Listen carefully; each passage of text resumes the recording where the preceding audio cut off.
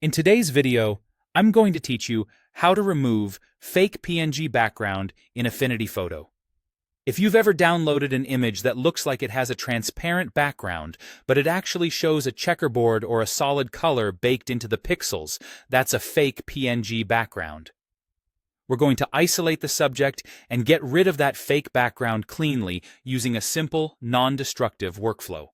Start by opening your image in Affinity Photo so it's visible on the canvas. With the image ready, head to the toolbar and choose the Selection Brush tool. This tool lets you paint a selection right onto the background you want to remove. The key here is to target the background, not the subject. As you brush, you'll see the marching ants appear around the areas being selected, which is a handy visual guide. For broader areas, use a larger brush so you can cover ground quickly. When you get close to edges, especially around hair, fur, or intricate shapes, reduce the brush size for more control. Keeping your strokes inside the background and just nudging up to the subject's edge will help the selection snap where it needs to. If the selection grabs a bit of the subject, don't worry, you'll refine it next. Once you've brushed over the background, click Refine in the Context toolbar. Refine analyzes the selection border and cleans up tricky edges, helping separate fine details from the background. You'll get a helpful preview of how the edge will look. Take a moment to check the outline of your subject.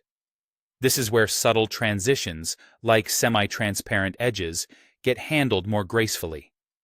When you're happy with the way the edge looks, click Apply to confirm your refined selection. Now that the background is accurately selected and refined, click Add Mask.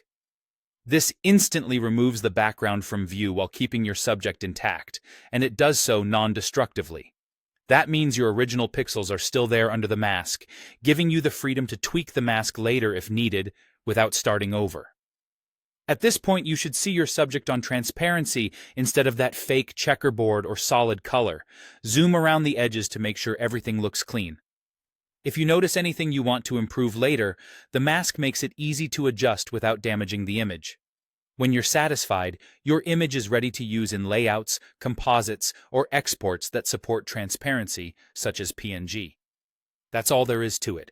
Open, brush, refine, apply, and mask for a clean, professional result.